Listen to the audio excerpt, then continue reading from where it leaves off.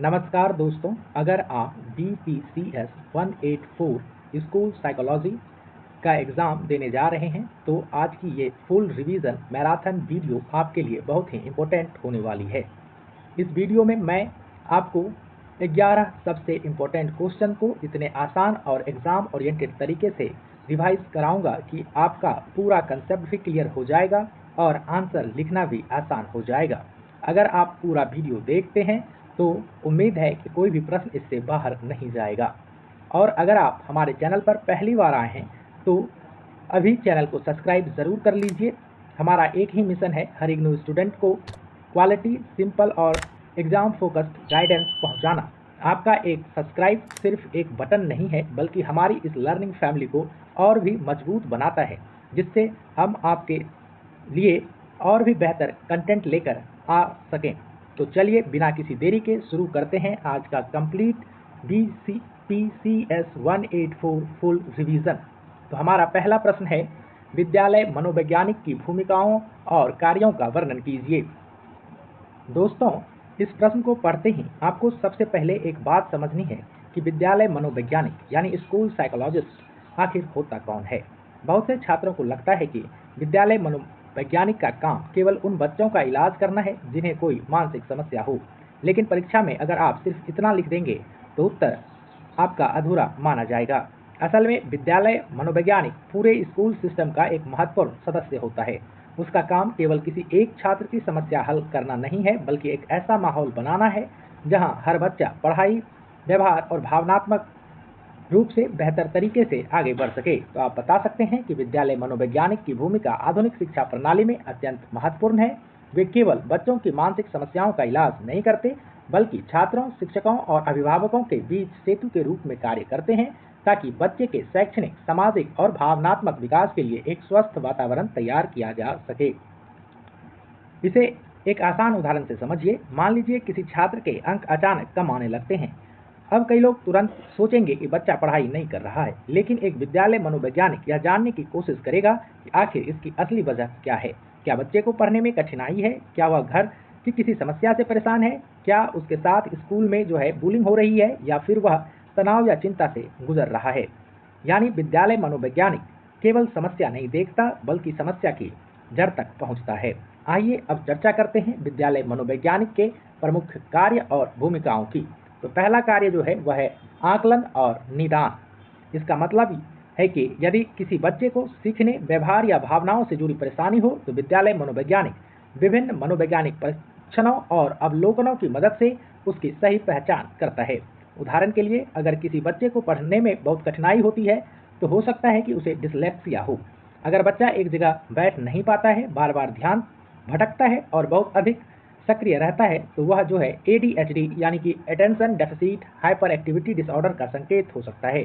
इसीलिए सही निदान करना विद्यालय मनोवैज्ञानिक का सबसे महत्वपूर्ण कार्य माना जाता है।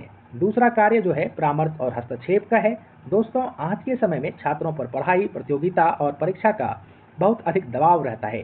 कई बच्चे परीक्षा के नाम से ही घबरा जाते हैं। कुछ बच्चे अवसाद, चिंता जैसी समस्याओं से भी गुजरते हैं। ऐसी स्थिति में विद्यालय मनोवैज्ञानिक बच्चे को व्यक्तिगत यानी इंडिविजुअल काउंसलिंग और समूह परामर्श प्रदान करता है। यदि स्कूल में कोई दुर्घटना, हिंसा या कोई दुखद घटना हो जाए, तब भी वही क्राइसिस इंटरवेंशन यानी संकट के समय मानसिक सहायता प्रदान करते हैं, ताकि बच्चे उस स्थिति से सामान्य रूप से बाहर आ सकें। तीसरा कार्य वह है शिक्षकों और अभिभावकों के साथ परामर्श या सहयोग। दोस्तों, केवल बच्चे को समझाना ही काफी नहीं होता। जब तक शिक्षक और माता पिता साथ नहीं देंगे, तब तक समस्या पूरी तरह समाप्त नहीं होगी। इसीलिए विद्यालय मनोवैज्ञानिक शिक्षकों को यह बताता है कि अलग अलग प्रकार के बच्चे को किस प्रकार पढ़ाया जाए, कक्षा का वातावरण कैसे सकारात्मक बनाया जाए और व्यवहार संबंधी समस्याओं को कैसे संभाला जाए। साथ ही वह अभिभावकों को भी सलाह देता है कि बच्चों पर अनावश्यक आप दबाव नहीं डालिए, उसे खुलकर बातचीत करने दीजिए, उस बच्चों की आप भावनाओं को समझिए। यानी विद्यालय मनोवैज्ञानिक छात्र, शिक्षक, माता पिता तीनों के बीच एक सेतु यानी पुल यानी ब्रिज का काम करता है। तो आप बता सकते हैं कि एक विद्यालय मनोवैज्ञानिक के बहुआयामी कार्यों को निम्नलिखित श्रेणियों में विभाजित किया जा सकता है। पहला आप बताएंगे आकलन और निदान। वे छात्रों को सीखने की क्षमताओं जैसे डिसलेक्सिया, व्यवहार संबंधी विकारों जैसे ADHD और भावनात्मक समस्याओं का मनोवैज्ञानिक परीक्षणों के माध्यम से आकलन करते हैं। दूसरा, आप परामर्श और हस्तक्षेप बताएंगे कि वे तनाव, परीक्षा के डर, अवसाद या बुलिंग से पीड़ित छात्रों को व्यक्तिगत या समूह परामर्श प्रदान करते हैं। संकट के समय में जैसे किसी दुर्घटना या त्रासदी पर वे क्राइसिस इंटरवेंशन का काम करते हैं। इसके बाद आप बताएंगे कि शिक्षकों के साथ जो है अभिभावकों का परामर्श होता है, यानी वे शिक्षकों को ऐसी शिक्षण रणनीतियां सिखाते हैं जिससे कक्षा का वातावरण सुधरे, और माता पिता को बच्चों के व्यवहार को संभालने के व्यवहारिक तरीके बताते हैं। फिर जो है आप रोकथाम कार्यक्रम बताएंगे कि उसमें भी जो है विद्यालय मनोवैज्ञानिक की जो है भूमिका होती है। दोस्तों, एक अच्छी कहावत है, इलाज से बेहतर है बचाव, यानी विद्यालय मनोवैज्ञानिक भी इसी सिद्धांत पर काम करता है। वह स्कूल में ऐसे कार्यक्रम आयोजित करता है जिससे भविष्य में समस्याएं पैदा न हो, जैसे नशीली दवाओं के दुरुपयोग के प्रति जागरूकता, हिंसा विरोधी कार्यक्रम, मानसिक स्वास्थ्य कार्यशालाएं, तनाव प्रबंधन और जीवन कौशल से जुड़े प्रशिक्षण। इन कार्यक्रमों का जो उद्देश्य होता है यह केवल जानकारी नहीं देना होता है, बल्कि छात्रों में सही सोच और सकारात्मक व्यवहार भी विकसित करना होता है। तो आप बता सकते हैं कि स्कूल में नशीली दवाओं के दुरुपयोग, हिंसा और बदमाशी को रोकने के लिए जागरूकता कार्यक्रम और मानसिक स्वास्थ्य कार्यशालाओं का आयोजन करना भी जो है इनका एक प्रमुख जो है कार्य है। तो आप इसके कार्यों को दिखाने के लिए एक फ्लो चार्ट बना सकते हैं कि विद्यालय मनोवैज्ञानिक के प्रमुख कार्य क्या सब हैं। तो छात्रों के लिए क्या करते हैं, मनोवैज्ञानिक आकलन व सीखने की समस्याओं का निदान करते हैं, मानसिक तनाव व व्यवहार संबंधित समस्याओं पर व्यक्तिगत काउंसलिंग प्रदान करते हैं। शिक्षकों के लिए क्या करते हैं, तो व्यवहार प्रबंधन यानी क्लासरूम मैनेजमेंट की टेक्निक्स जो है शिक्षकों को बताते हैं, और विशेष आवश्यकता वाले बच्चों के लिए शिक्षण रणनीतियां भी बनाते हैं। अभिभावकों के लिए ये पेरेंटिंग वर्कशॉप और पारिवारिक परामर्श देने का काम करते हैं। बच्चों के घर और स्कूल के व्यवहार में समन्वय भी विद्यालय मनोवैज्ञानिक जो है बनाते हैं। तो आप कह सकते हैं परिणाम स्वरूप छात्र का जो है समग्र विकास होता है। तो आप जो है निष्कर्ष को ऐसे बता सकते हैं कि संक्षेप में विद्यालय मनोवैज्ञानिक स्कूल के पारिस्थितिकी तंत्र को मजबूत करता है। उनका प्राथमिक उद्देश्य यह सुनिश्चित करना है कि कोई भी बच्चा मानसिक या भावनात्मक बाधाओं के कारण अपनी वास्तविक क्षमता को पाने से ना चूके। तो दोस्तों, अगर परीक्षा में निष्कर्ष लिखना हो तो इस प्रकार लिख सकते हैं कि विद्यालय मनोवैज्ञानिक केवल मानसिक समस्याओं का समाधान करने वाला विशेषज्ञ नहीं है, बल्कि पूरे विद्यालय के स्वस्थ, सुरक्षित और सकारात्मक वातावरण का निर्माण करने में महत्वपूर्ण भूमिका निभाता है। उसका उद्देश्य यह सुनिश्चित करना है कि कोई भी छात्र मानसिक, भावनात्मक या व्यवहारिक कठिनाइयों के कारण अपनी वास्तविक क्षमता तक पहुंचने से वंचित न रह जाए। तो एक बार दोस्तों, इस उत्तर में जो है आपको केवल 4 मुख्य कार्य याद रखने हैं: आकलन और निदान, परामर्श और हस्तक्षेप, शिक्षकों एवं अभिभावकों के साथ सहयोग और रोकथाम कार्यक्रम। तो इसके आधार पर आप अपने से भी, मेरे से भी अच्छा उत्तर लिख सकते हैं। आइए अब जो है दूसरे महत्वपूर्ण प्रश्न पर चलते हैं। प्रश्न है, जीवन पर्यंत विकास को परिभाषित कीजिए और इसके सिद्धांतों पर चर्चा कीजिए। दोस्तों, इस प्रश्न का नाम सुनकर कई छात्रों को लगता होगा केवल इसमें बचपन या किशोरा अवस्था की बातें होंगी, लेकिन यही सबसे बड़ी गलती है। जीवन पर्यंत विकास का अर्थ है जन्म से ही नहीं, बल्कि गर्भाधारण से लेकर मृत्यु तक होने वाला विकास। यानी इंसान का विकास किसी एक उम्र में रुकता नहीं है। जैसे जैसे जीवन आगे बढ़ता है वैसे वैसे उसके शरीर, सोच, भावनाओं और व्यवहार में भी बदलाव आते रहते हैं। यही विचार प्रसिद्ध मनोवैज्ञानिक पॉल वॉल्स ने दिया था। उन्होंने कहा कि विकास केवल बचपन तक सीमित नहीं है, बल्कि पूरे जीवन काल में लगातार चलता रहता है।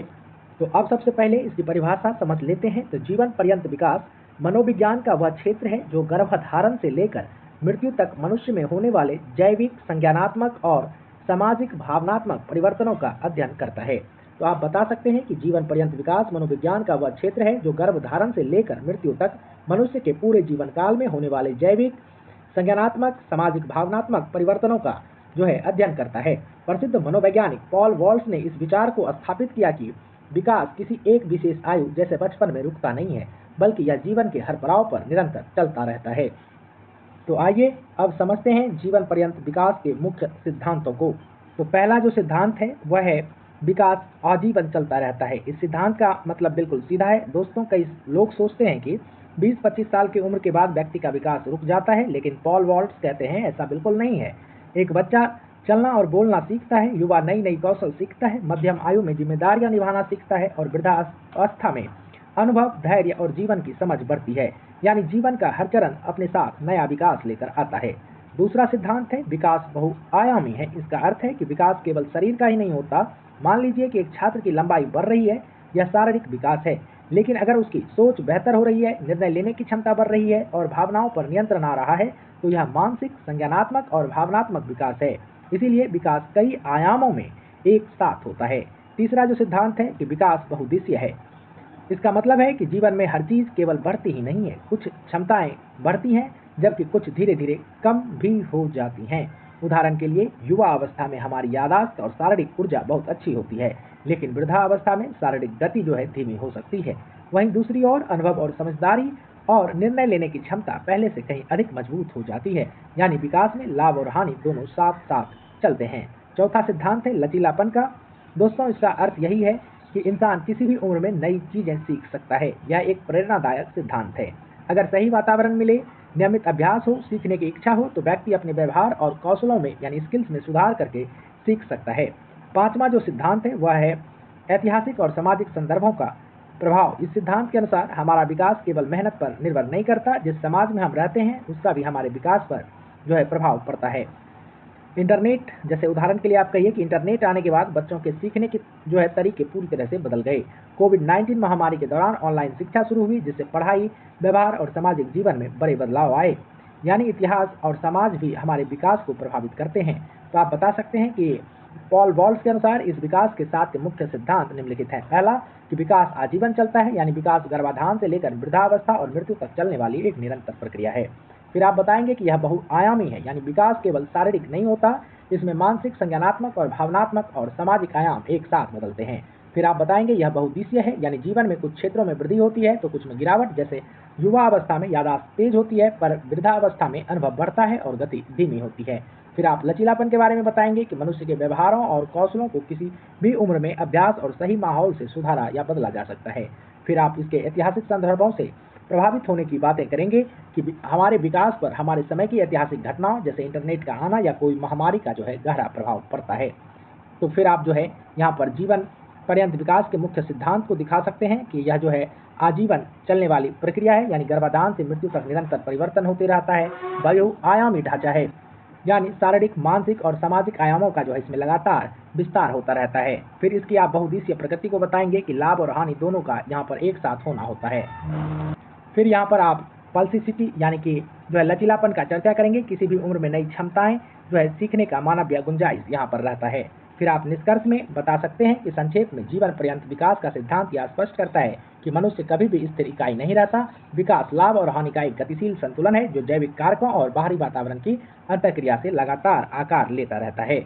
यानी इसको ऐसे समझिए कि जीवन पर्यंत विकास यह बताता है कि मनुष्य कभी भी जो है स्टैटिक यानी अस्थिर नहीं रहता। उसके जीवन के प्रत्येक चरण में शारीरिक, मानसिक, संज्ञानात्मक और सामाजिक भावनात्मक परिवर्तन होते रहते हैं।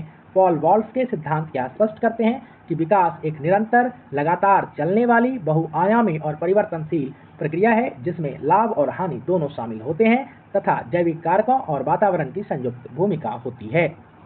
चलिए दोस्तों, अब चलते हैं तीसरे महत्वपूर्ण प्रश्न पर। प्रश्न है विद्यालय मनोविज्ञान के ऐतिहासिक विहंगावलोकन व वर्तमान प्रवृत्तियों पर चर्चा कीजिए। दोस्तों, इस प्रकार के प्रश्न देखकर हम में से कई छात्र घबरा जाते हैं क्योंकि इसमें इतिहास और वर्तमान प्रवृत्तियां दोनों पूछी गई हैं। लेकिन अगर आप इसे एक कहानी की तरह मेरे साथ समझिए तो यह प्रश्न बहुत आसान हो जाएगा। सबसे पहले यह समझिए कि विद्यालय मनोविज्ञान आखिर शुरू क्यों हुआ। तो पहले के समय में जो है स्कूलों का पूरा ध्यान केवल पढ़ाई और परीक्षा पर होता था। अगर कोई बच्चा पढ़ाई में कमजोर होता, बार बार शरारत करता या दूसरों से अलग व्यवहार करता तो उसे अक्सर कमजोर या समस्या पैदा करने वाला बच्चा मान लिया जाता था। धीरे धीरे साइकोलॉजिस्टों ने यानी मनोवैज्ञानिकों ने यह महसूस किया कि हर बच्चे का व्यवहार किसी न किसी कारण से जुड़ा होता है। इसीलिए बच्चों की मानसिक, भावनात्मक और सीखने से जुड़ी समस्याओं को समझने के लिए विद्यालय मनोविज्ञान का जो है विकास हुआ। तो आप बता सकते हैं प्रस्तावना में कि विद्यालय मनोविज्ञान का इतिहास शिक्षा और मनोविज्ञान के समागम की कहानी है। यह क्षेत्र 19वीं सदी के अंत से शुरू होकर आज 21वीं सदी में एक अत्यंत तकनीकी और छात्र केंद्रित पेशेवर क्षेत्र के रूप में स्थापित हो चुका है। आइए अब बात करते हैं इसके ऐतिहासिक विकास की। तो पहला चरण जो है इसका शुरुआती दौर था 1890 से 1920। दोस्तों, विद्यालय मनोविज्ञान की शुरुआत 1896 में मानी जाती है। इसकी नींव लाइटनर विटमर ने रखी, जिन्होंने पेंसिल्वेनिया विश्वविद्यालय में दुनिया का पहला मनोवैज्ञानिक क्लिनिक स्थापित किया। अब सवाल यह आता है दोस्तों कि उस समय स्कूल मनोवैज्ञानिक क्या करते थे। तो उस समय जो है उनका मुख्य काम था ऐसे बच्चों की पहचान करना जिन्हें पढ़ाई में कठिनाई होती थी, जैसे कि मानसिक मंदता, सीखने में अक्षमता या अन्य विशेष आवश्यकताएं। इसीलिए वे मुख्य रूप से बुद्धि परीक्षण यानी इंटेलिजेंस टेस्ट का उपयोग करते थे। यानी उस समय विद्यालय मनोविज्ञान का दायरा केवल पहचान और परीक्षण तक सीमित था। तो आप ऐतिहासिक विहंगावलोकन में बताएंगे कि विद्यालय मनोविज्ञान के विकास को मुख्य रूप से 2 चरणों में देखा जा सकता है। पहला आप शुरुआती दौर बताएंगे 1890 से 1920, यानी इस क्षेत्र की शुरुआत लाइटनर विटमर द्वारा 1896 में पेंसिल्वेनिया विश्वविद्यालय में पहले मनोवैज्ञानिक क्लिनिक की स्थापना के साथ हुई। शुरुआती दौर में इसका मुख्य ध्यान केवल विशेष आवश्यकता वालों बच्चों जैसे कि मानसिक मंदता या सीखने में अक्षम बच्चों की पहचान करना और उनका बुद्धि परीक्षण करना था। फिर आप दूसरा दौर बताएंगे जो कि पेशेवर स्थापना का दौर रहा 1940 से 1970 तक। तो दोस्तों इसके बाद विद्यालय मनोविज्ञान में एक बड़ा बदलाव आया। साल 1954 में आयोजित थायर सम्मेलन को इस क्षेत्र का एक महत्वपूर्ण मील का पत्थर माना जाता है। इस सम्मेलन में पहली बार यह तय किया गया कि विद्यालय मनोवैज्ञानिकों योग्यता क्या होगी, उन्हें किस प्रकार का प्रशिक्षण मिलेगा और स्कूल में उसकी भूमिका क्या होगी। यहीं से विद्यालय मनोवैज्ञानिक केवल टेस्ट लेने वाला व्यक्ति नहीं रहा, बल्कि वह परामर्शदाता, मार्गदर्शक और समस्या समाधानकर्ता के रूप में विकसित हुआ। यानी अब उसका काम केवल समस्या पहचानना नहीं था, बल्कि उसका समाधान भी करना था। तो आप इसको इस तरह से बता सकते हैं कि 1954 का थायर सम्मेलन इस विषय के इतिहास में मील का पत्थर साबित हुआ, जहां स्कूल मनोवैज्ञानिकों की योग्यता, प्रशिक्षण और भूमिकाओं को आधिकारिक रूप से परिभाषित किया गया। उसके बाद यह केवल परीक्षण करने वाला माध्यम से बदलकर एक पूर्ण परामर्शदाता के रूप में उभरा। आइए अब बात करते हैं इसके वर्तमान प्रवृत्तियों की। दोस्तों 21वीं सदी में विद्यालय मनोविज्ञान पूरी तरह बदल चुका है। आज इसका उद्देश्य केवल समस्या का इलाज करना नहीं है, बल्कि पहले से ही जो समस्या है उसको रोकना भी है। तो पहली जो इसकी प्रवृत्ति है वह है डेटा संचालित हस्तक्षेप। यानी आज स्कूल में बच्चों की प्रगति का लगातार रिकॉर्ड रखा जाता है। इसी आधार पर multi tier system of support का प्रयोग किया जाता है। इसमें छात्रों को उनकी आवश्यकता के अनुसार अलग अलग स्तरों पर सहायता दी जाती है। कुछ छात्रों को सामान्य सहायता, कुछ को अतिरिक्त सहायता और जिन बच्चों को अधिक कठिनाई होती है उन्हें विशेष सहायता दी जाती है। यानी हर छात्र को उसकी आवश्यकता के अनुसार सहयोग मिलता है। फिर जो दूसरी प्रवृत्ति है वह मानसिक स्वास्थ्य और कल्याण की है। दोस्तों आज के समय में बच्चों की सबसे बड़ी चुनौती केवल पढ़ाई नहीं है। अब साइबर बुलिंग, सोशल मीडिया का दबाव, परीक्षा का तनाव और चिंता और अवसाद जैसी समस्याएं भी तेजी से बढ़ रही हैं। इसी कारण आज स्कूलों में मानसिक स्वास्थ्य जागरूकता, काउंसलिंग, तनाव प्रबंधन और रोकथाम कार्यक्रमों पर पहले से कहीं अधिक जोर दिया जा रहा है। यानी विद्यालय मनोवैज्ञानिक अब बच्चों के मानसिक स्वास्थ्य के रक्षक की भी भूमिका निभा रहे हैं। तीसरा है समावेशी शिक्षा। तो इसके बाद आगे चर्चा करेंगे। पहले आप वर्तमान प्रवृत्तियों को देखिए। यहाँ पर आप बता सकते हैं कि आज 21वीं सदी में विद्यालय मनोविज्ञान का दायरा केवल बुद्धि परीक्षण तक सीमित नहीं है। वर्तमान में इसकी कई मुख्य प्रवृत्तियां हैं जो निम्नलिखित हैं। पहला आप बताएंगे डेटा संचालित हस्तक्षेप। वर्तमान में multi tier system of support यानी MTSS का उपयोग किया जाता है, जहां सभी छात्रों को उनके शैक्षणिक और व्यवहारिक स्तर के आधार पर 3 स्तरों पर सहायता दी जाती है। फिर दूसरा आप बताएंगे मानसिक स्वास्थ्य और कल्याण। आज के दौर में साइबर बुलिंग, सोशल मीडिया का तनाव और अकादमिक चिंता से निपटने के लिए स्कूलों में मानसिक स्वास्थ्य जागरूकता और रोकथाम पर सबसे अधिक जोर दिया जा रहा है। उसके बाद दोस्तों आप इसकी तीसरी प्रवृत्ति यानी समावेशी शिक्षा के बारे में बताएंगे। तो दोस्तों आज शिक्षा का उद्देश्य केवल सामान्य बच्चों को पढ़ाना नहीं है, बल्कि विशेष आवश्यकता वाले बच्चे भी उसी कक्षा में आप समान अवसर दे सकते हैं। विद्यालय मनोवैज्ञानिक ऐसे बच्चों के लिए विशेष शिक्षण रणनीतियां तैयार करते हैं। वे शिक्षकों को प्रशिक्षण देते हैं कि अलग अलग क्षमता वाले बच्चों को एक ही कक्षा में प्रभावी ढंग से कैसे पढ़ाया जाए। यही समावेशी शिक्षा की सबसे बड़ी विशेषता है। यानी आप बताएंगे कि सामान्य कक्षाओं में ही विशेष आवश्यकता वाले बच्चे को समायोजित करने के लिए मनोवैज्ञानिक रणनीतियां बनाना, ये सब वर्तमान प्रवृत्तियों में शामिल है। तो आप विद्यालय मनोविज्ञान का क्रमिक विकास बता सकते हैं। सबसे पहले आप ऐतिहासिक चरण बताएंगे 1896 से 1970 तक। फिर आप वर्तमान प्रवृत्तियां यानी 21वीं सदी वाला बताएंगे। तो उस समय ऐतिहासिक चरण में मुख्य फोकस केवल बुद्धि परीक्षण यानी IQ टेस्टिंग पे था और लाइटनर विटनर द्वारा इसकी शुरुआत की गई थी। थायर सम्मेलन में इसको पेशेवर पहचान मिली। अभी जो वर्तमान प्रवृत्तियां हैं यहाँ पर मुख्य फोकस है सामग्रिक मानव स्वास्थ्य और कल्याण पर। MTSS मॉडल द्वारा डेटा आधारित शुरुआती हस्तक्षेप होता है। साइबर बुलिंग और सोशल मीडिया तनाव का भी प्रबंधन किया जाता है। इससे रिजल्ट के तौर पर क्या होता है कि छात्र केंद्रित समावेशी शिक्षा मिलती है। फिर आप निष्कर्ष के तौर पर बता सकते हैं कि संक्षेप में विद्यालय मनोविज्ञान समस्या होने पर इलाज करने के बजाय पुराने दृष्टिकोण से बदलकर आज की समस्या को पहले ही रोकने के आधुनिक दृष्टिकोण पर काम कर रहा है। यानी दोस्तों निष्कर्ष को ऐसे समझिए कि विद्यालय मनोविज्ञान अपने प्रारंभिक दौर से केवल विशेष आवश्यकता वाले बच्चों की पहचान और बुद्धि परीक्षण पर ध्यान दिया था, लेकिन आज यह क्षेत्र मानसिक स्वास्थ्य, समावेशी शिक्षा, परामर्श, रोकथाम कार्यक्रम और डेटा आधारित हस्तक्षेप के माध्यम से छात्रों के समग्र विकास पर काम कर रहा है। यानी अब जो है विद्यालय मनोविज्ञान समस्या होने पर उपचार से आगे बढ़कर समस्या होने से पहले ही उसके रोकथाम की दिशा में कार्य कर रहा है। चलिए अब चौथे महत्वपूर्ण प्रश्न पर चलते हैं। तो चौथा प्रश्न है, व्यक्तिगत भिन्नताओं में आनुवंशिकता तथा पर्यावरण की भूमिका की व्याख्या कीजिए। दोस्तों, यह प्रश्न हर साल अलग अलग तरीके से पूछा जाता है और परीक्षा की दृष्टि से बहुत महत्वपूर्ण है। अब एक छोटा सा सवाल सोचिए, एक ही कक्षा में पढ़ने वाले सभी बच्चों को एक जैसे शिक्षक पढ़ाते हैं, एक जैसी किताबें मिलती हैं, एक जैसा सिलेबस होता है, लेकिन फिर भी किसी के अंक ज़्यादा आते हैं।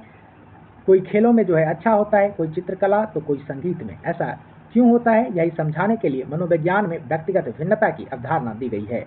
इसका मतलब है कि दुनिया में कोई भी व्यक्ति पूरी तरह एक जैसे नहीं होते। यहाँ तक कि समरूप जुड़वा यानी आइडेंटिकल ट्विंस बच्चों में भी कुछ ना कुछ अंतर देखने को मिल जाता है। अब सवाल उठता है कि ये अंतर कैसे पैदा होते हैं। तो मनोविज्ञान के अनुसार इसके पीछे दो महत्वपूर्ण कारण हैं। पहला है आनुवंशिकता और दूसरा है पर्यावरण। तो इसी के बारे में हम समझेंगे। तो पहले आप प्रस्तावना में बता सकते हैं कि संसार में कोई भी दो व्यक्ति एक जैसे नहीं होते। यहाँ तक कि समरूप जुड़वा बच्चों में भी कुछ अंतर पाए जाते हैं। मनोविज्ञान में इन्हीं अंतरों को व्यक्तिगत भिन्नता कहा जाता है। किसी व्यक्ति के इस विशिष्ट व्यक्तित्व, बुद्धि, शारीरिक बनावट और व्यवहार को आकार देने में दो मुख्य कारकों का हाथ होता है, जो है आनुवंशिकता और पर्यावरण। तो आइए अब आनुवंशिकता की भूमिका पर चर्चा करते हैं। दोस्तों, आनुवंशिकता का अर्थ है वे सभी गुण जो हमें जन्म से पहले यानी गर्भाधान के समय अपने माता पिता से जीन के माध्यम से प्राप्त होते हैं। सरल भाषा में कहें तो जन्म लेते समय हम अपने साथ कुछ विशेषताएं पहले से लेकर आते हैं। उदाहरण के लिए आंखों का रंग, बालों का प्रकार, हमारी लंबाई की संभावना, शारीरिक बनावट, बुद्धि का प्रारंभिक स्तर और कुछ जन्मजात क्षमताएं। ये सभी मुख्य रूप से आनुवंशिकता से प्रभावित होता है। इसी कारण कहा जाता है कि आनुवंशिकता व्यक्ति के विकास की आधारशिला तैयार करती है। इसे विकास का स्थिर कारक भी कहा जाता है, क्योंकि जीन्स को जो है बदला नहीं जा सकता। हाँ, उनका प्रभाव किस हद तक दिखाई देगा यह आगे जो है पर्यावरण पर भी निर्भर करता है। तो पर्यावरण के बारे में भी सुन लीजिए। अब मान लीजिए कि किसी बच्चे में जन्म से अच्छी बुद्धि की क्षमता है, लेकिन यदि उसे अच्छा स्कूल ना मिले, घर में पढ़ाई का माहौल ना मिले, सही पोषण ना मिले और उसे जो है प्रोत्साहन ही नहीं मिले, तो क्या वह अपनी पूरी क्षमता तक पहुंच पाएगा? शायद नहीं पहुंच पाएगा। यही कारण है कि पर्यावरण भी बहुत महत्वपूर्ण है। पर्यावरण में वे सभी बाहरी परिस्थितियां शामिल होती हैं जो बच्चे के जन्म के बाद बच्चे को प्रभावित करती है, जैसे कि विद्यालय, परिवार, मित्र, समाज, संस्कृति, आर्थिक स्थिति और आसपास का वातावरण। अगर वातावरण सकारात्मक है तो बच्चा अपनी क्षमताओं का पूरा विकास कर सकता है। इसीलिए पर्यावरण को विकास का गतिशील कारक कहा जा सकता है। अब इसमें जो है सुधार किया जा सकता है। अच्छी शिक्षा, अच्छा मार्गदर्शन, संतुलित भोजन और सकारात्मक माहौल देकर बच्चे के व्यवहार और व्यक्तित्व में परिवर्तन लाया जा सकता है। तो आप इन दोनों कारकों को इस तरह से बता सकते हैं कि आनुवंशिकता से तात्पर्य उन शारीरिक और मानसिक गुणों से है जो बच्चे को गर्भाधान के समय अपने माता पिता से जीन्स के माध्यम से मिलते हैं। यह व्यक्ति के विकास की सीमाएं और क्षमताओं, जैसे कि आंखों का रंग, काठी, बुद्धि का बुनियादी स्तर और कुछ आनुवंशिक प्रवृत्तियां तय करती हैं। इसे जो है विकास का स्थिर कारक माना जाता है, क्योंकि इसमें बदलाव नहीं किया जा सकता। फिर आप पर्यावरण की भूमिका के बारे में बताएंगे कि पर्यावरण में वे सभी बाहरी कारक शामिल हैं जो बच्चे को जन्म के बाद प्रभावित करते हैं। इसमें भौतिक वातावरण, परिवार का माहौल, स्कूल, संस्कृति और सामाजिक अनुभव आते हैं। यह आनुवंशिकता द्वारा मिली क्षमताओं को विकसित होने का अवसर प्रदान करता है। इसे जो है विकासशील का गतिशील कारक कहा जाता है, क्योंकि बेहतर माहौल देकर बच्चे के व्यवहार को सुधारा जा सकता है। दोस्तों, थोड़ा सा और हटके समझिए कि अगर आपसे यह पूछा जाए दोनों में ज़्यादा महत्वपूर्ण कौन है, आनुवंशिकता या पर्यावरण, तो आप कहेंगे कि दोनों। इसी को ही समझाने के लिए प्रसिद्ध मनोवैज्ञानिक वुडवर्थ ने सुंदर सा विचार दिया। उन्होंने कहा कि व्यक्ति का विकास आनुवंशिकता और पर्यावरण का जोड़ नहीं बल्कि उनका गुणनफल है।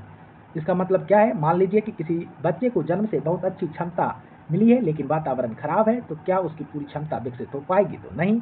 अगर किसी बच्चे की प्रारंभिक क्षमता सामान्य है, लेकिन उसे बेहतरीन शिक्षा, प्रोत्साहन और अच्छा वातावरण मिला है, तो वह भी जीवन में बहुत आगे बढ़ सकता है। यानी सफल विकास तभी संभव है जब आनुवंशिकता और पर्यावरण एक दूसरे का जो है सहयोग करे। इसको एक आसान उदाहरण से याद रखिए। आनुवंशिकता बीज है और पर्यावरण मिट्टी, पानी तथा धूप। केवल अच्छा बीज होने से पौधा नहीं उगेगा, बल्कि एक अच्छी मिट्टी होने से भी पौधा नहीं उगेगा। एक स्वस्थ पौधा के लिए दोनों का साथ जरूरी है। ठीक उसी प्रकार सफल व्यक्तित्व के लिए विकास और आनुवंशिकता और पर्यावरण दोनों समान रूप से आवश्यक हैं। तो आइए आप जो है एग्जाम में इस तरह का फ्लो चार्ट बना सकते हैं कि जो है व्यक्तिगत भिन्नता के निर्धारक को आप दिखा देंगे। कि पहला जो है आनुवांशिकता है, यानी आंतरिक और जैविक कारक यानी जीन्स होता है इसमें, शारीरिक बनावट, मूल बुद्धि स्तर, ये सब इसी पर निर्भर करता है और ये विकास की जो है सीमा तय करता है। कौन? आनुवांशिकता।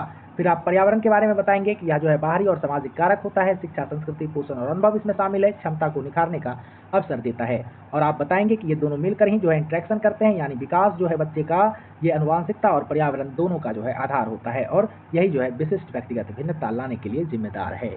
तो आप जो है निष्कर्ष में वुडवर्थ का दृष्टिकोण बता सकते हैं कि प्रसिद्ध वैज्ञानिक वुडवर्थ के अनुसार व्यक्ति का विकास आनुवांशिकता और पर्यावरण का जोर नहीं बल्कि उसका गुणनफल है। आनुवांशिकता यदि आधारशिला है तो पर्यावरण उस पर बनने वाली इमारत है, यानी दोनों की अंतर्क्रिया है, व्यक्तिगत भिन्नताओं को जो है जन्म देती है। चलिए अब 5वें महत्वपूर्ण प्रश्न पर चलते हैं। दोस्तों, अगर निष्कर्ष को मैं समझाने लगूं तो बहुत ज़्यादा लंबा वीडियो हो जाएगा, तो फिलहाल 5वें ही प्रश्न पर चलते हैं। प्रश्न है, विशिष्ट अधिगम आवश्यकताओं के प्रकार, आकलन और प्रारंभिक उपायों पर चर्चा कीजिए। तो दोस्तों, सबसे पहले एक बात हमेशा याद रखिए, अगर कोई बच्चा पढ़ने, लिखने या गणित में कमजोर है तो इसका मतलब यह बिल्कुल नहीं है कि वह कम बुद्धिमान है। यही सबसे बड़ी गलतफहमी है। कई बार जो है बच्चे की बुद्धि बिल्कुल समान या सामान्य से भी अधिक होती है, लेकिन फिर भी उसे पढ़ाई के कुछ विशेष क्षेत्रों में जो है कठिनाई होती है। तो आप इसको इस तरह से बता सकते हैं कि विशिष्ट अधिगम आवश्यकता यानी SLD, स्पेशल लर्निंग डिसेबिलिटी, एक न्यूरोबायोलॉजिकल विकार है जो सामान्य या उससे अधिक बुद्धि होने के बावजूद बच्चे की सुनने, बोलने, पढ़ने, लिखने या गणितीय गणना करने की क्षमता को प्रभावित करता है।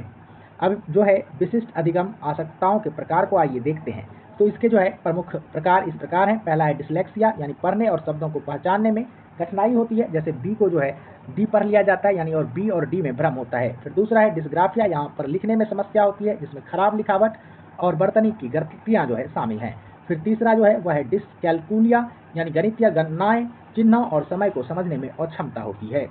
तो दोस्तों, इसको ऐसे समझिए कि जो विशिष्ट अधिगम आवश्यकता है यानी SLD कोई बीमारी नहीं है, ना ही मानसिक मंदता है।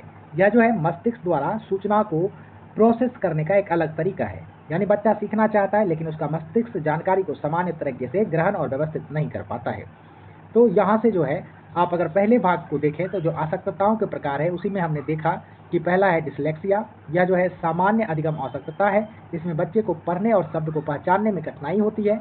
उदाहरण के लिए वह बी और डी जैसे अक्षरों में कंफ्यूज हो सकता है, शब्द को उल्टा पढ़ सकता है या एक ही शब्द को बार बार गलत पढ़ सकता है। ध्यान आपको यही रहे कि ऐसा इसलिए नहीं होता कि बच्चा पढ़ना नहीं चाहता, बल्कि इसीलिए होता है क्योंकि उसका मस्तिष्क अक्षरों को सामान्य तरीके से पहचानने में कठिनाई महसूस कर रहा है। दूसरा है डिस्ग्राफिया या लिखने से जुड़ी समस्या होती है। इसमें जो है लिखावट, बच्चे का हैंडराइटिंग बहुत खराब होगा, बार बार जो है वो आकार हर्षिकार यानी बर्तनी की गलती करेगा। कई बार अक्षरों का आकार सही नहीं बनता या लिखते समय बहुत अधिक समय लगेगा, यानी उनके लिए अपने विचारों को लिखित रूप में व्यक्त करना कठिन होता है। और तीसरा है डिसकैलकुलिया या जो है गणित से संबंधित जो है अधिगम आवश्यकता है। ऐसे बच्चे को जोड़, घटाव, गुणा, भाग जैसी सामान्य गणना करने में कठिनाई होती है। वो गणितीय चिन्ह को समझने में भ्रमित हो सकते हैं, जैसे पैसे का हिसाब रखने में, समय पढ़ने में या संख्याओं का सही क्रम याद रखना उनके लिए कठिन हो सकता है। आइए अब दूसरे भाग यानी आकलन की बात करते हैं। दोस्तों, किसी बच्चे को देखकर यह तुरंत नहीं कहा जा सकता कि उसे SLD है, यानी वह विशिष्ट अधिगम क्षमता से जो है ग्रसित है, ऐसा आप नहीं कह सकते। इसके लिए वैज्ञानिक और व्यवस्थित मूल्यांकन किया जाता है। इसे बहुविषयक आकलन कहा जाता है। इसमें कई विशेषज्ञ जो है मिलकर बच्चे के प्रदर्शन का मूल्यांकन करते हैं।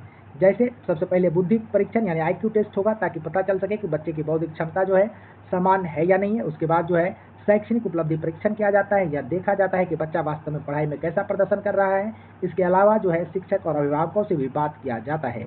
इससे जो अनुभव होता है उसी के आधार पर बच्चे की सीखने की कठिनाई को समझा जाता है। यानी यह केवल एक टेस्ट नहीं है, बल्कि स्रोतों से जानकारी लेकर सही निष्कर्ष निकाला जाता है। तो आप कहेंगे कि विशिष्ट अधिगम क्षमताओं यानी SLD का आकलन बहुविषयक होता है, जिसमें बुद्धि परीक्षण, शैक्षिक उपलब्धि परीक्षण और शिक्षक अभिभावक के साक्षात्कार द्वारा बच्चे की वास्तविक क्षमता और प्रदर्शन के अंतर को मापा जाता है। आइए अब इसके प्रारंभिक उपाय की बातें करते हैं। दोस्तों, इस विषय की सबसे महत्वपूर्ण बात यही है कि जितनी जल्दी पहचान होगी उतना ही बेहतर सुधार होगा। इसीलिए शुरुआती हस्तक्षेप बहुत जरूरी माना जाता है। पहला जो उपाय है वह है बहुसंवेदी शिक्षण। इस पद्धति में केवल किताब पढ़ाने पर ध्यान नहीं दिया जाता, बल्कि बच्चे को देखकर, सुनकर और छूकर सीखने का अवसर दिया जाता है। यानी दृश्य, ध्वनि और स्पर्श तीनों का एक साथ उपयोग किया जाता है। इससे बच्चों के लिए सीखना आसान और प्रभावी बन जाता है। दूसरा उपाय है व्यवहार प्रबंधन और उपचारात्मक शिक्षा। ऐसे बच्चे को सामान्य कक्षा के साथ साथ विशेष सहायता दी जाती है। विशेष शिक्षक छोटे समूहों में या व्यक्तिगत रूप से उन्हें पढ़ाते हैं और जरूरत पड़ने पर परीक्षा में अतिरिक्त समय दिया जाता है। पढ़ाने की गति बच्चों की क्षमता के अनुसार रखी जाती है और लगातार प्रोत्साहन दे करके उसका आत्मविश्वास बढ़ाया जाता है। यानी उद्देश्य केवल अंक बढ़ाना नहीं है, बल्कि बच्चे को सीखने के प्रति सकारात्मक बनाना होता है। तो आप जो है प्रारंभिक उपाय में यही बता देंगे कि जितनी जल्दी पहचान होगी सुधार उतना ही बेहतर होगा। फिर आप कहेंगे बहुसंवेदी शिक्षण होगा, दृश्य, ध्वनियों और स्पर्श का एक साथ यहाँ पर उपयोग होगा। फिर व्यवहार प्रबंधन और उपचारात्मक शिक्षा होगी। छोटे समूहों में विशेष शिक्षक द्वारा व्यक्तिगत ध्यान देना और अतिरिक्त समय प्रदान करने का यहाँ पर काम किया जाता है। तो आप जो है विशिष्ट अधिगम क्षमता के लिए इस तरह का फ्लो चार्ट बना सकते हैं। यहाँ पर आप जो है पहले मुख्य प्रकार बताएंगे कि कैसे डिसलेक्सिया है, डिस्ग्राफिया या डिस्कैल्कुलिया, पढ़ना लिखना और गणित से संबंधित जो है विकार हो सकता है, असक्तता हो सकती है। फिर आकलन विधि बताएंगे कैसे यहाँ पर नैदानिक साक्षात्कार किया जाता है, बुद्धि व उपलब्धि परीक्षण होता है और व्यवहार का अवलोकन करके इसका जो है प्रॉब्लम का सोल्यूशन निकाला जाता है। प्रारंभिक उपाय क्या है, इसको बहुसंवेदी शिक्षण दीजिए, उपचारात्मक कक्षाएं चलाइए, सहायक तकनीक यानी ऑडियो बुक्स वगैरह सुनाइए। इस तरह से जो है आप काम करेंगे, आकलन करेंगे तो परिणाम क्या होगा कि मुख्य धारा शिक्षा में जो है इस आसक्तता वाले बच्चे का समावेशन होगा। तो निष्कर्ष के तौर पर आप लिख सकते हैं कि जो है अधिगम आसक्तता कोई मानसिक मंदता या बीमारी नहीं है, बल्कि मस्तिष्क द्वारा सूचनाओं को प्रोसेस करने का एक अलग तरीका है। सही समय पर उचित हस्तक्षेप से ये बच्चे जीवन में बेहतरीन सफलता प्राप्त कर सकते हैं। यानी आप इसको ऐसे समझिए कि SLD यानी विशिष्ट अधिगम आवश्यकता कोई मानसिक बीमारी या बुद्धि का कमी नहीं है, बल्कि न्यूरोलॉजिकल जो है एक समस्या है। यदि समय पर पहचान हो गया, वैज्ञानिक आकलन और उचित शिक्षण नीतियां अपना ली गई तो ऐसे बच्चे भी अपनी पूरी क्षमता का विकास कर सकते हैं और जीवन में उत्कृष्ट सफलता प्राप्त कर सकते हैं। चलिए अब छठे महत्वपूर्ण प्रश्न पर चलते हैं। प्रश्न है बच्चों के लिए विद्यालय आधारित उपचारात्मक कार्यक्रमों पर चर्चा कीजिए। दोस्तों सबसे पहले एक बात समझिए, हर बच्चा एक गति से नहीं सीखता। एक ही कक्षा में कुछ बच्चे किसी विषय को एक बार में ही समझ लेते हैं, जबकि कुछ बच्चे को वही बात समझाने के लिए थोड़ा अधिक समय और अतिरिक्त अभ्यास की आवश्यकता होती है। अब सवाल आता है कि ऐसे बच्चों की मदद कौन करेगा। तो यहीं पर जो है विद्यालय आधारित उपचारात्मक कार्यक्रम की आवश्यकता होती है। दोस्तों उपचारात्मक कार्यक्रम का मतलब यह बिल्कुल नहीं है कि बच्चे का इलाज किया जा रहा है। यहाँ उपचार का अर्थ है कि सीखने की कठिनाइयों को दूर करने के लिए विशेष शैक्षणिक सहायता प्रदान किया जा रहा है। ये कार्यक्रम विशेष रूप से उन बच्चों के लिए बनाए जाते हैं जिन्हें विशिष्ट अधिगम आवश्यकता यानी SLD होता है, या जो भाषा, गणित या किसी अन्य विषय में अपनी कक्षा के स्तर से पीछे रह गए होंगे। इन कार्यक्रमों का उद्देश्य जो है कमजोर बच्चों को उसकी क्षमता के अनुसार सुधार करके आगे बढ़ाना होता है। तो आइए आप इसका परिचय इस तरह से बता सकते हैं कि विद्यालय आधारित उपचारात्मक कार्यक्रम में ये विशेष शैक्षणिक हस्तक्षेप हैं जिनका उद्देश्य उन बच्चों की सहायता करना है जो अपनी कक्षा के सामान्य स्तर से शैक्षणिक रूप से पिछड़ जाते हैं। ये कार्यक्रम उन छात्रों के लिए डिजाइन किए जाते हैं जिन्हें सीखने में कठिनाई जैसे कि विशिष्ट अधिगम आवश्यकता होती है, या जो किसी विशेष यानी विशेषकर गणित या भाषा में कमजोर होते हैं। आइए अब बात करते हैं उपचारात्मक कार्यक्रमों के मुख्य घटक और रणनीतियों पर। तो पहली रणनीति जो है दोस्तों वह है शुरुआती पहचान। दोस्तों एक कहावत है, समस्या जितनी जल्दी पहचान ली जाए उसका समाधान उतना ही आसान होता है। तो यह सिद्धांत यहाँ भी लागू होता है।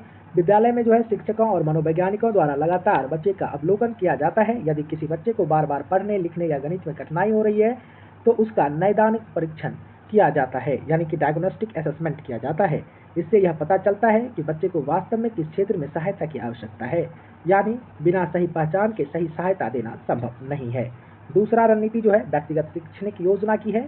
दोस्तों हर बच्चा अलग होता है, इसीलिए सभी बच्चों के लिए एक जैसी शिक्षण योजना प्रभावी नहीं हो सकती। इसी कारण प्रत्येक बच्चे की क्षमता, सीखने की गति और आवश्यकता के अनुसार IEP इंडिविजुअलाइज्ड एजुकेशन प्रोग्राम तैयार किया जाता है। इस योजना में छोटे छोटे और स्पष्ट लक्ष्य निर्धारित किए जाते हैं, फिर धीरे धीरे उन लक्ष्यों को पूरा कराया जाता है। इससे बच्चे पर अनावश्यक दबाव भी नहीं पड़ता और उनका आत्मविश्वास भी बना रहता है।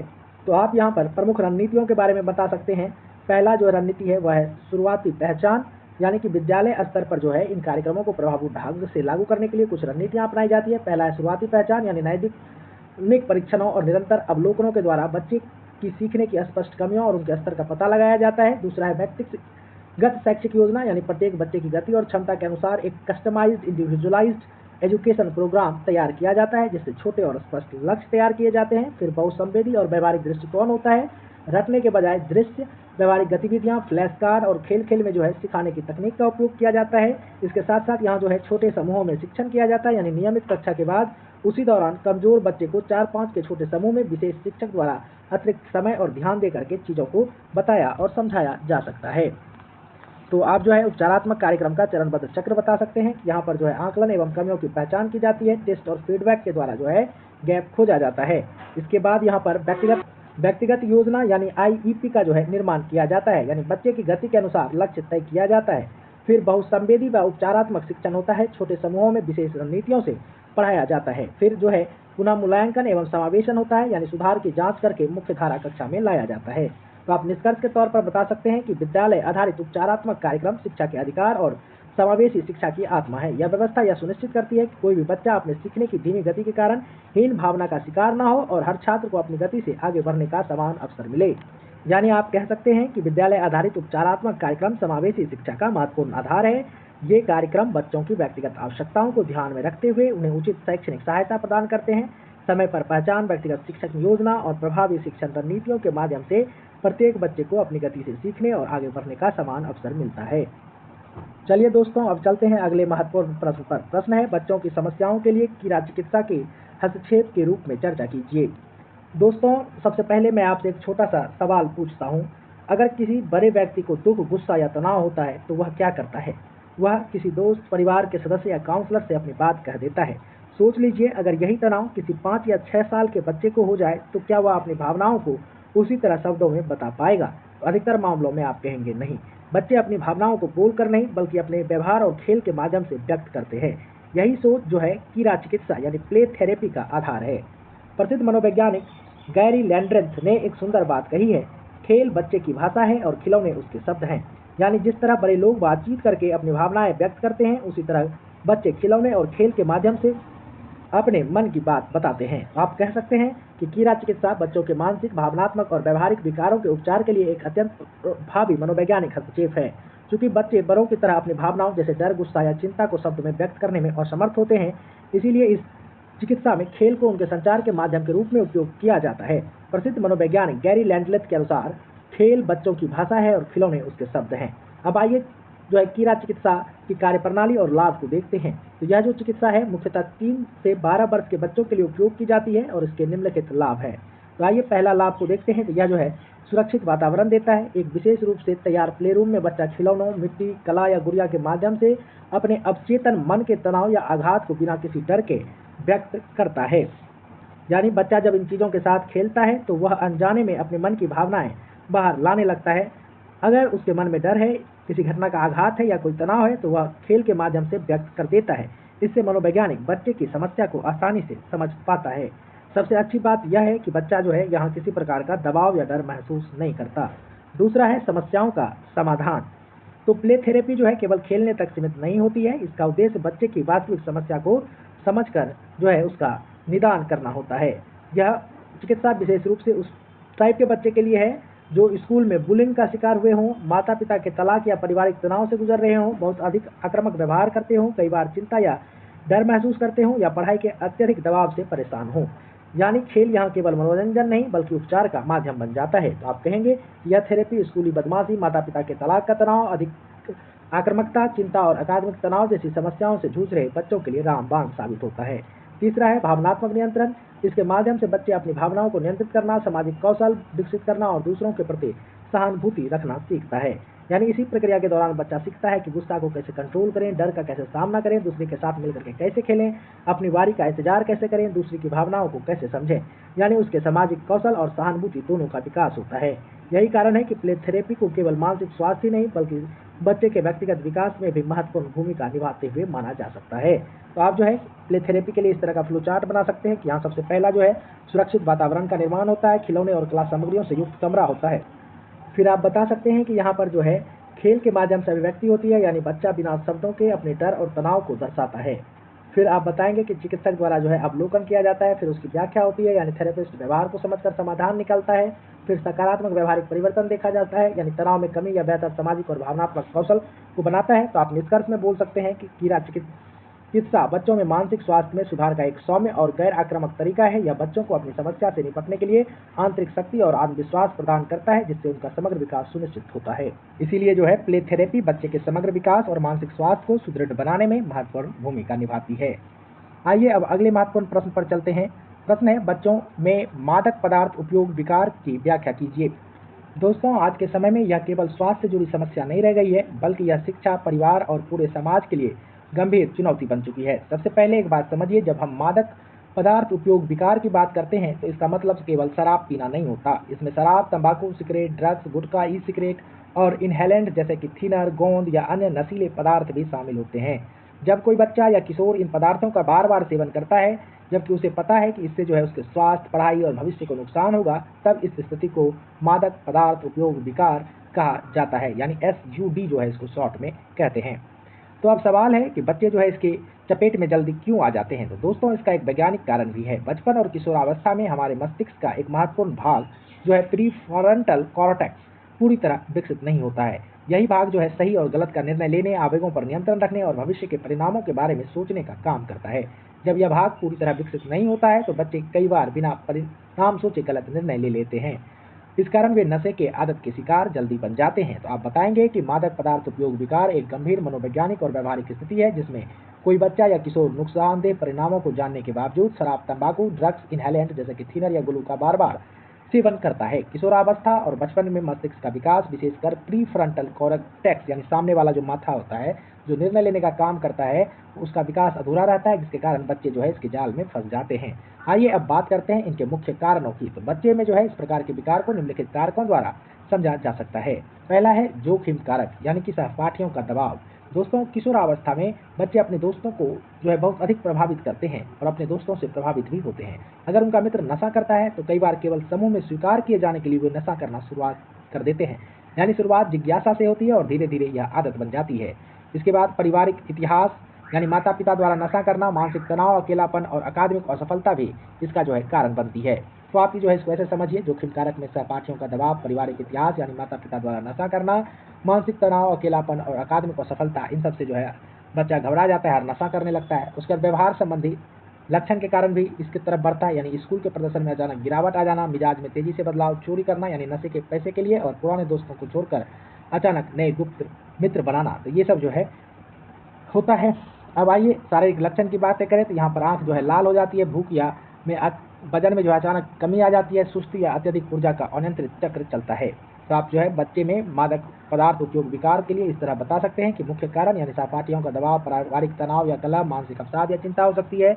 चेतावनी या संकेत क्या है कि बच्चों के व्यवहार में अचानक बदलाव आ जाएगा, ग्रेड्स या उपस्थिति में गिरावट आएगी, चोरी या गुप्त व्यवहार देखने के लिए मिलेगा। फिर उपचार क्या है इसका, तो व्यवहार थेरेपी कराइए, CBT कॉग्निटिव बिहेवियरल थेरेपी परामर्श लिया जाए पारिवारिक तौर पर, यानी फैमिली परामर्श। परिणाम क्या होगा, ये सब करने से स्वस्थ व नशा मुक्त जीवन बनेगा। तो निष्कर्ष और विद्यालय की भूमिका आप बता सकते हैं कि विद्यालय और शिक्षक इस विकार को रोकने में सबसे पहली कतार है। बच्चे को डांटने या दंडित करने के बजाय सहानुभूतिपूर्वक दृष्टिकोण, संज्ञानात्मक व्यवहार और शुरुआती मनोवैज्ञानिक परामर्श के माध्यम से इस लत को पूरी तरह से बाहर बच्चे को निकाला जा सकता है। चलिए अब 9वें महत्वपूर्ण प्रश्न पर चलते हैं। कठिन परिस्थितियों में प्रश्न है, कठिन परिस्थितियों में बच्चों के लिए विभिन्न सरकारी कार्यक्रमों का वर्णन कीजिए। दोस्तों, सबसे पहले यह समझना जरूरी है कि कठिन परिस्थितियों में बच्चों आखिर किन बच्चों को कहा जाता है।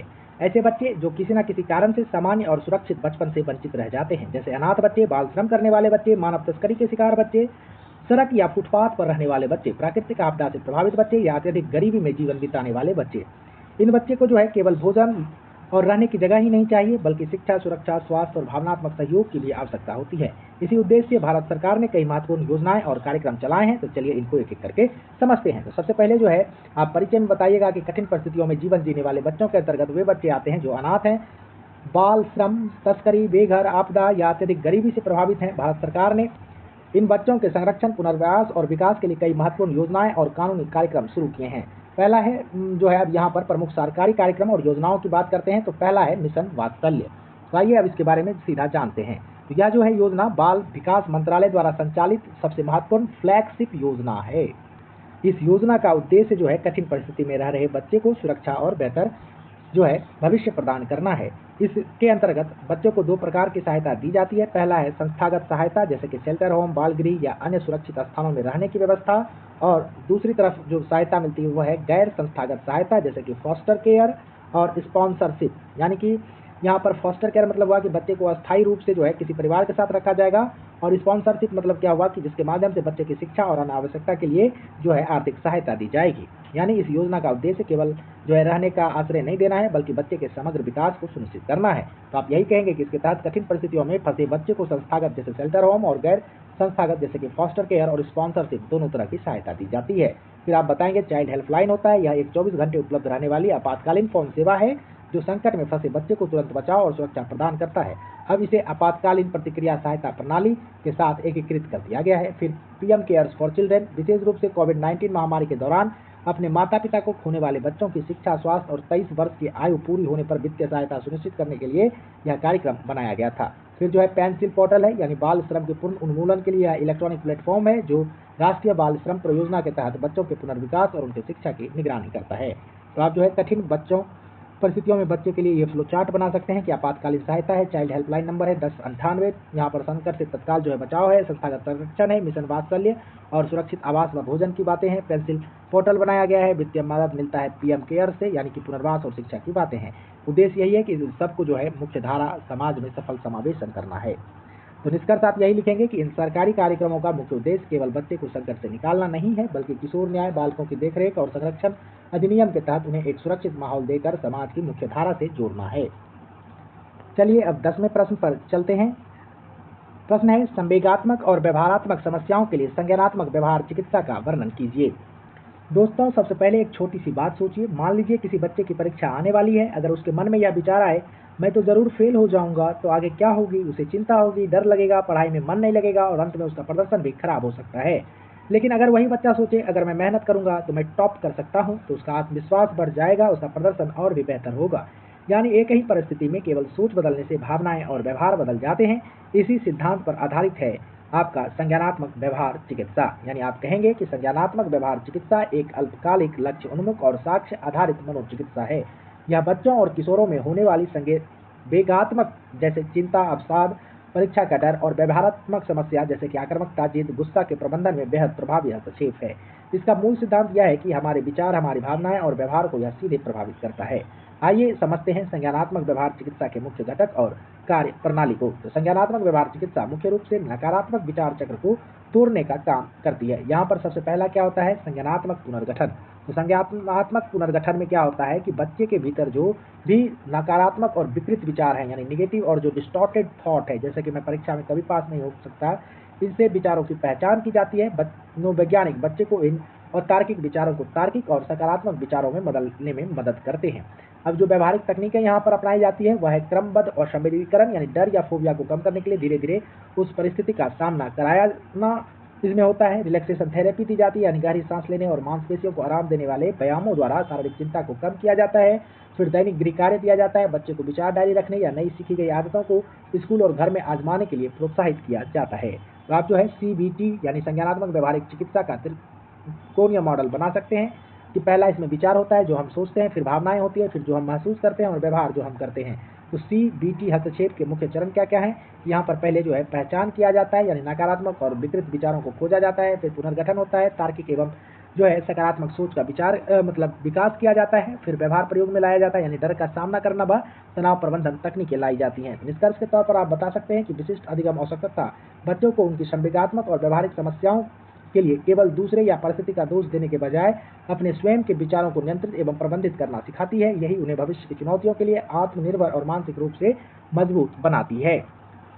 आइए अब 11वें क्वेश्चन पर, जिनमें हमें 150 शब्दों में संक्षिप्त टिप्पणी लिखना है। पहला जो है वह है बच्चों और किशोरों में अवसाद, फिर अवधान न्यूनता यानी ADHD, अभिघात जन्य तनाव विकार, बच्चे और किशोरों में उच्च प्रतिभा की समस्याएं।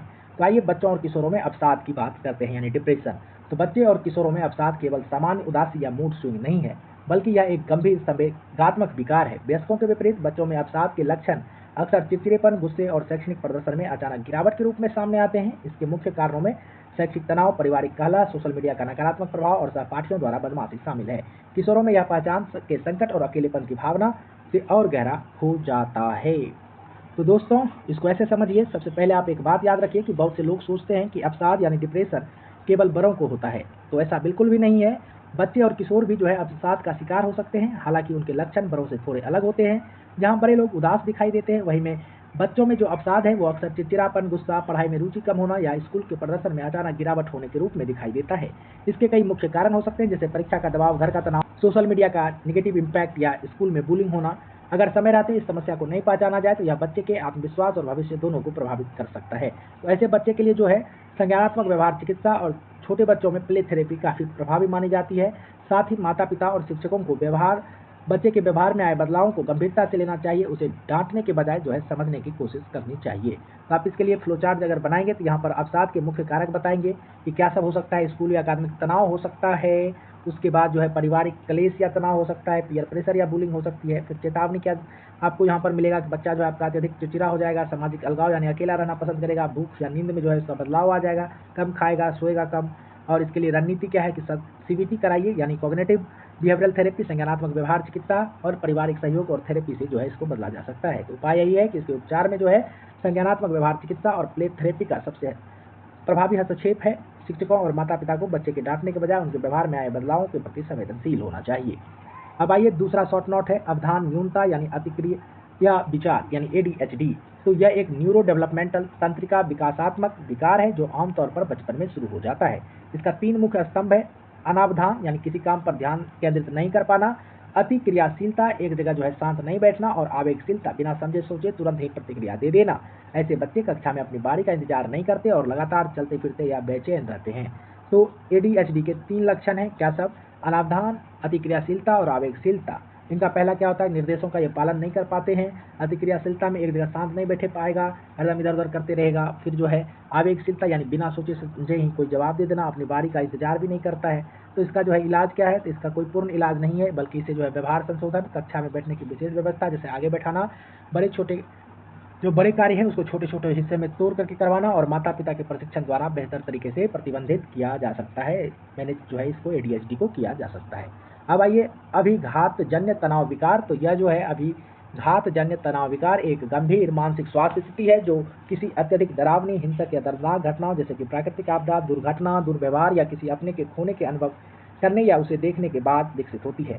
बच्चे और किशोरों में इसके लक्षण वयस्कों से थोड़े अलग हो सकते हैं, जैसे कि डरावने सपने आना, खेल में बार बार उस घटना को दोहराना, बिस्तर गीला करना या अत्यधिक चौंक जाना। पीड़ित बच्चे इस घटना से जुड़े स्थानों या विचारों को लगातार बचने की कोशिश करते रहते हैं, जिससे उनका दैनिक जीवन और पढ़ाई प्रभावित होता है।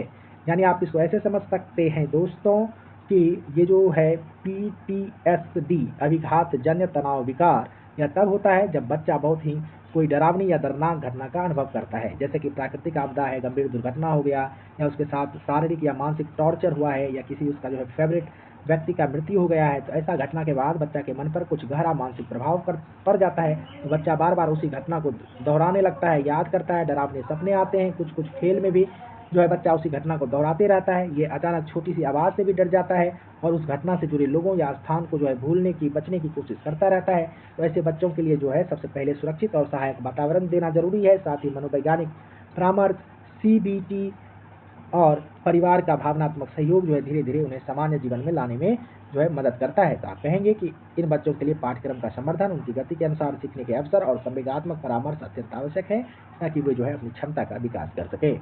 तो इसके लिए आप फ्लो चार्ट भी बना सकते हैं। सबसे पहले यहाँ पर दुर्घटना ट्रॉमा होता है, दुर्घटना या आपदा आती है, शारीरिक या मानसिक दुर्व्यवहार होता है। फिर बच्चे के जो है इसके मुख्य लक्षण दिखाई देते हैं, अनचाही यादें आते हैं, सपने आते हैं, सामाजिक अलगाव बच्चा महसूस करता है। फिर प्रभावी उपचार क्या है, ट्रॉमा बेस्ड फोकस कराइए, कीड़ा चिकित्सा कराइए तो बच्चा ठीक हो जाएगा। अब आइए बच्चों और किशोरों में उच्च प्रतिभा की समस्याएं। तो आमतौर पर यह माना जाता है कि उच्च बौद्धिक क्षमता या उच्च प्रतिभा वाले बच्चों का जीवन बहुत आसान होता है, लेकिन मनोवैज्ञानिक दृष्टिकोण इन्हें कई विशिष्ट समस्याओं का सामना करना पड़ता है। अपनी उम्र के बच्चे से बहुत आगे होने के कारण अक्सर सामान्य कक्षा में अत्यधिक उब महसूस करते हैं, जिनका पढ़ाई से मोह भंग हो जाता है। इनमें अति पूर्णतावाद की भावना होती है, जिसके कारण ये असफलता के डर से अधिक तनाव और चिंता से घिर जाते हैं। तो प्रबंधन क्या होगा ऐसे बच्चों का? तो इसके लिए पाठ्यक्रम का समर्थन, उनकी गति में सुधार और सीखने के अवसर और संवेगात्मक परामर्श आवश्यक है, ताकि वे अपनी क्षमता का सही उपयोग कर सके। दोस्तों इसको ऐसे समझिए कि अक्सर लोग सोचते हैं जो बच्चे बहुत प्रभावशाली होते हैं उन्हें कोई भी जो है समस्या नहीं होता है, एकदम मेरिट वाला बच्चा है, लेकिन वास्तविकता जो है उससे बिल्कुल अलग है। उच्च प्रतिभा वाले बच्चे जो है कई बार अपनी उम्र के बच्चे से बहुत आगे सोचते हैं। इस कारण सामान्य कक्षा उन्हें बहुत आसान और उबाऊ लगने लगती है। धीरे धीरे उनका मन पढ़ाई में कम लगने लगता है। इसके अलावा उनमें पूर्णतावाद भी बहुत अधिक होता है। वे हर काम बिल्कुल सही करना चाहते हैं। अगर थोड़ी सी असफलता दिखती है तो वो बहुत ज़्यादा तनाव और चिंता महसूस करने लगते हैं। तो ऐसे बच्चों के लिए जो है समान पढ़ाई के साथ साथ जो है इनरिच्ड करिकुलम यानी उन्नत पाठ्यक्रम, उनकी क्षमता के अनुसार अतिरिक्त सीखने के अवसर, नई चुनौतियां और आवश्यकता पड़ने पर भावनात्मक परामर्श यानी कि इमोशनल काउंसलिंग देना बहुत जरूरी है, ताकि उनकी प्रतिभा की जो है सही दिशा में विकसित हो सके। तो आप जो है उच्च प्रतिभा वाले बच्चों की समस्याओं को बता सकते हैं कि शैक्षणिक समस्या होता है, ये बच्चे नियमित पाठ्यक्रम में ऊब जाते हैं, कम चुनौतीपूर्ण कार्य जब मिलता है तब, फिर जो है संवेगात्मक तनाव हो जाता है, ये अति पूर्णतावाद के कारण चिंता हो जाती है और सफलता का अधिक डर होने लगता है, और सामाजिक अलगाव यहाँ पर भी होता है, यानी अपने उम्र के साथियों के साथ साथ जो है इन्हें सामंजस्य बैठाने में कठिनाई होती है। तो दोस्तों इसी के साथ BPCS स्कूल साइकोलॉजी के सभी महत्वपूर्ण प्रश्नों की हमारी कंप्लीट फुल रिवीजन मैराथन समाप्त होती है। अगर आपको यह रिवीजन वीडियो उपयोगी लगा हो तो वीडियो को लाइक कीजिए, अपने इग्नू दोस्तों के साथ शेयर कीजिए ताकि उन्हें भी लाभ मिल सके। और अगर आपने अभी तक IGNOU smart exam prep channel को सब्सक्राइब नहीं किया है तो अभी कर लीजिए। आपका एक सब्सक्राइब हमारी लर्निंग फैमिली को और भी मजबूत बनाता है और हमें आपके लिए ऐसे ही high quality exam oriented marathon videos लाने की प्रेरणा देता है। मैं दिल से कामना करता हूं कि आपके जून 2026 के सभी पेपर शानदार जाएं और आप बेहतरीन अंकों के साथ जो है सफलता प्राप्त करें। All the very best for your exam. मिलते हैं अगली मैराथन रिवीजन वीडियो में किसी और सब्जेक्ट के साथ। तब तक पढ़ते रहिए, बढ़ते रहिए, सीखते रहिए। जय हिंद।